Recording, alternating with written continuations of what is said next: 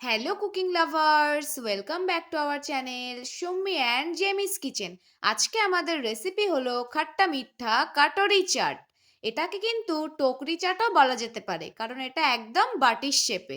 ময়দা দিয়েই আমরা ডোটা বানিয়ে নিয়েছিলাম। ডোটাকে আমরা হাত দিয়ে কাটরির শেপ করে নিয়ে খুব গরম তেলে এটা ভেজে নিয়েছিলাম। আর এর ভেতরের যে আমরা পুরটা দিয়েছিলাম, সেই পুরটা বানানোর রেসিপি আপনাদের সাথে শেয়ার করতে পারিনি। আমি মুখেই বলে দিচ্ছি, সিদ্ধ আলু নেবেন, ওতে একটু গাজর কুচি, একটু কাঁচা পেঁয়াজ কুচি, একটু কাঁচা লঙ্কা আর একটু সুইট কর্ন দিয়েছিলাম। আর তেঁতুলের পাল্প বানিয়ে আমি ওর মধ্যে দিয়ে ভালো করে হাত দিয়ে মেখে নিয়েছিলাম।